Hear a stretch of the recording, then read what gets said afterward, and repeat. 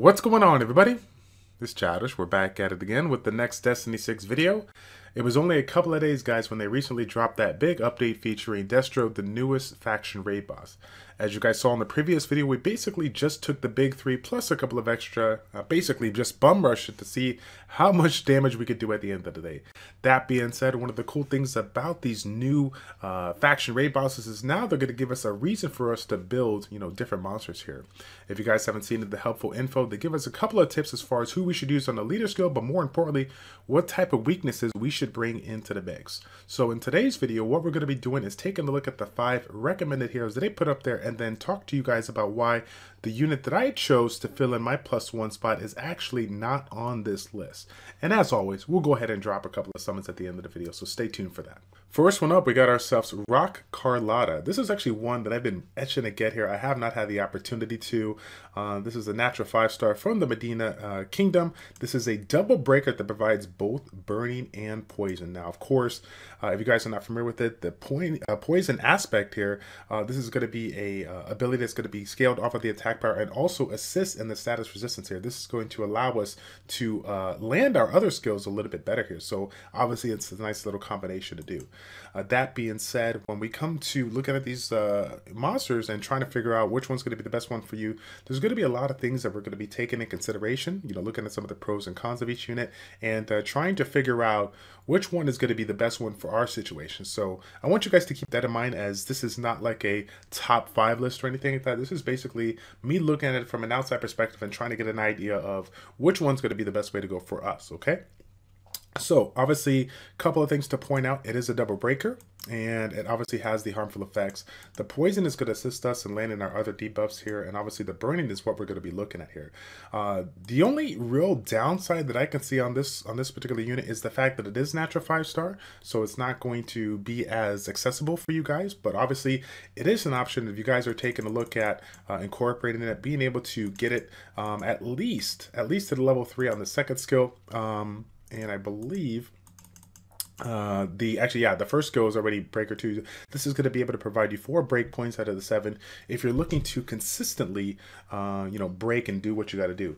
The only downside to this is that the breaking ability is part of the burning mechanic here. So if you have everything set up to where you have enough break points to break it and then finish off with this skill in order to provide that burning for the full 12 seconds as the unit is broken, that's going to be perfect for you. But unfortunately, sometimes you're not going to have that opportunity to land everything specifically, and of course, if you don't have any kind of method of cooldown acceleration, it's going to be harder to keep this skill up available for you. As you guys can see, 12 seconds down, 37 seconds up.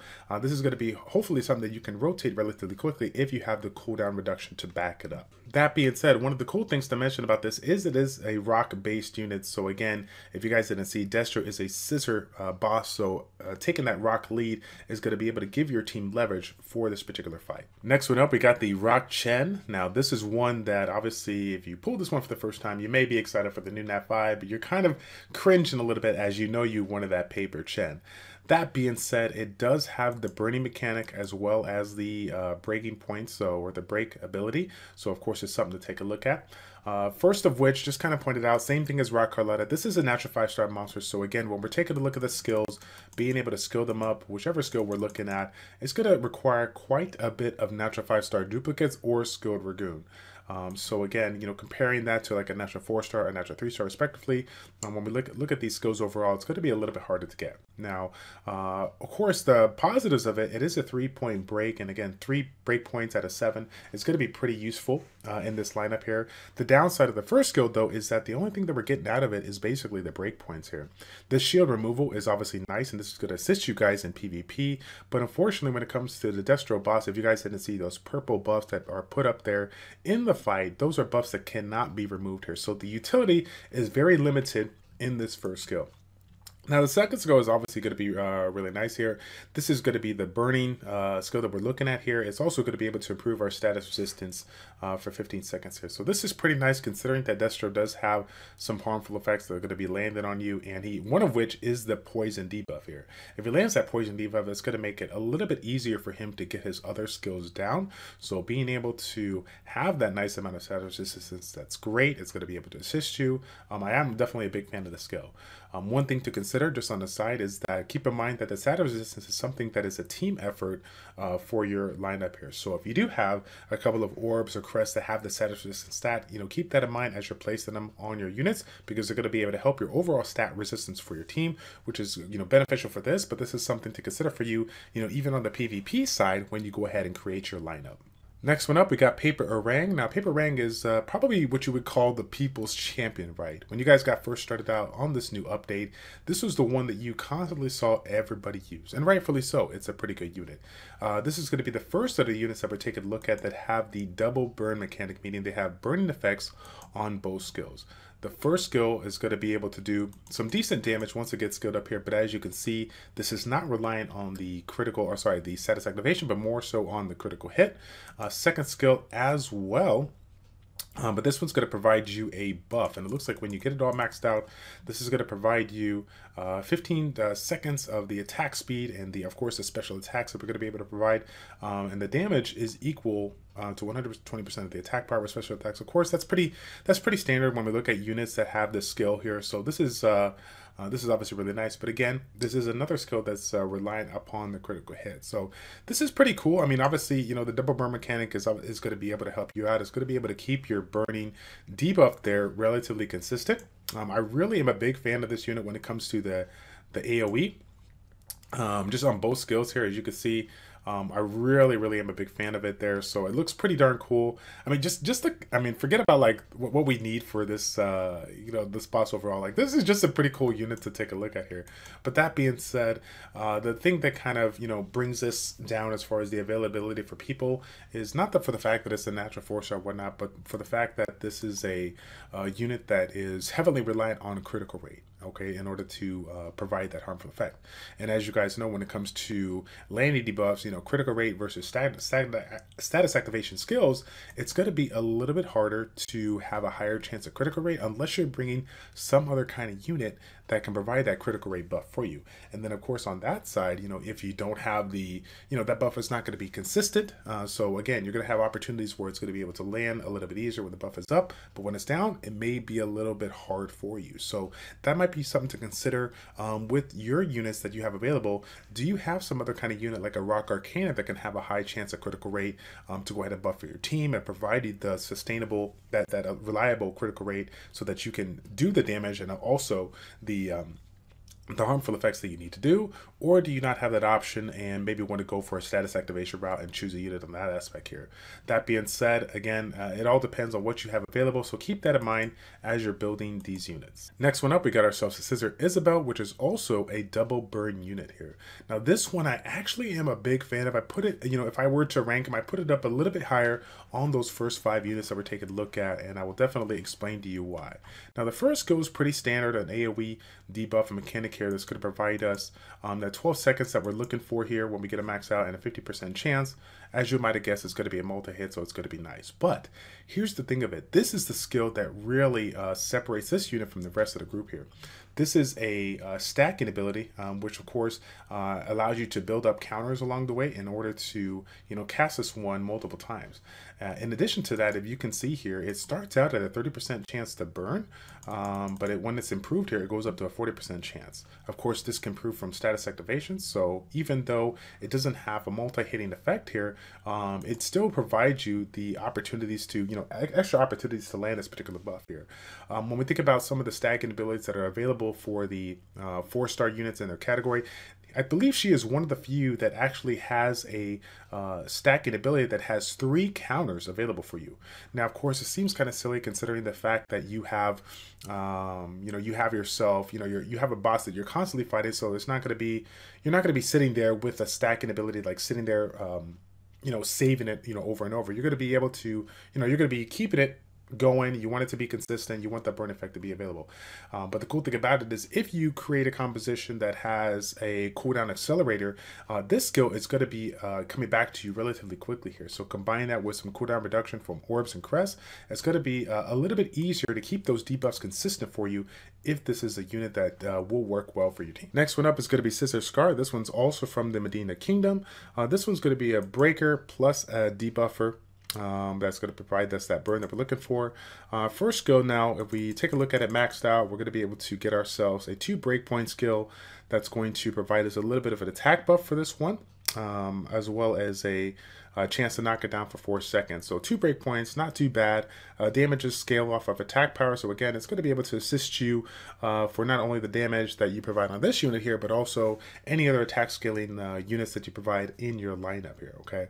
The downside of that aspect is that generally speaking, when we think about certain compositions, it's never going to be perfect as far as having all attack power units or all HP scaling units or defense scaling units. So again, this buff, while it is good, it's only going to be able to assist you for the units that can be able to take advantage of that, you know, those attack scaling skills.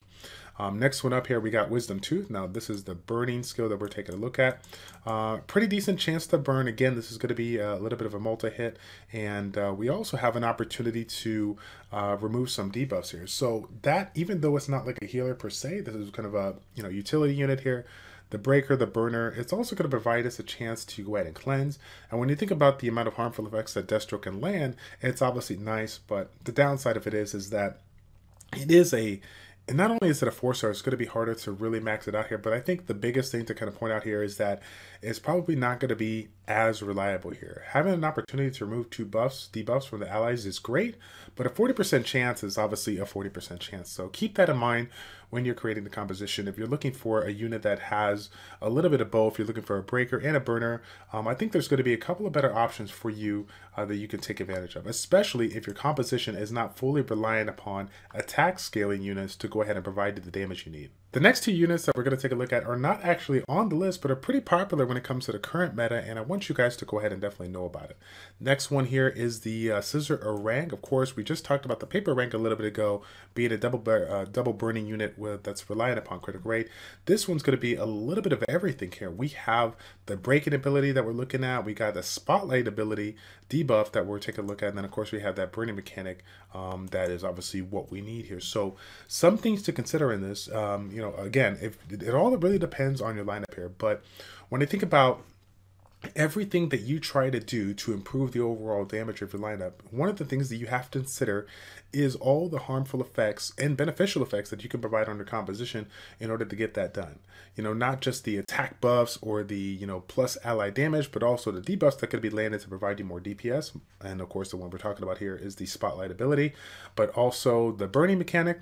And then, of course, you know, naturally the breaking aspect here, being able to break the unit, having that 7-point breakdown so that you can provide even more damage during that small window there. So when you think about the fact that this unit allows you to, you know, break as well as provide the spotlight, this is one of those units that were, if I were to provide it in my lineup here and had, you know, a couple of different breakers and had like a structured, you know, line of what skills that I would do, you know, I'd do all my break points, you know, first, and then this is the one that I would allow to do at the very end. Why? Because if this was the final one to go ahead and break, once it is break, if we had the opportunity to land that spotlight ability, the spotlight debuff is going to be there for the duration of that breaking, you know, downtime here. So that's something to consider. You know, having that extra chance to land the critical hits and the critical damage improved by 50%, you can definitely see why units revolved around critical rate or, you know, on those concentration sets or whatnot are going to be able to really generate you a ton of damage here. So this is a really nice option for that first skill. A lot of things to consider when using this in your lineup. Of course, this is the burning ability that we're looking for here. Again, starting out with 7.5 seconds, as we're going to see for most of our units, and it looks like it was level 3, bringing it up from level 2 to level 3. That's going to get you that 12-second duration that you're looking for. So it doesn't require all too many skill ups here, but again, it is a natural 4-star. So if you're not lucky with, like, you know, secret dungeons, or if you're not too lucky as far as just pulls when you're doing your 10+1s, this may be a little bit harder to skill out, but I think the overall kit of this unit is definitely something to look forward to if you want to go ahead and put it in your lineup. The last unit that we're going to take a look at on the list is the one that I in fact built, the 3-star double breaker, double burner, Miss Elizabeth here. Now again, I guess you guys are probably surprised. You're like, whoa, he did not build any of the recommended units. Why in the world is he building this? As I stated in the beginning of the video, basically when we're taking a look at units that you want to incorporate in your lineup, you have to build the right one for you. Take a look at the units that you currently have, which ones are the ones you're going to be able to use, and find those specific things that you're looking for and see which one out of all these units that we're taking a look at provides you the most bang for your buck, provides you all the things that you need, okay? So this one here has a double braking mechanic as well as a double burn mechanic. Both skills are going to provide that burn that we're looking for, so it's going to be a little bit easier to land those debuffs and provide the extra damage by means of that weakness.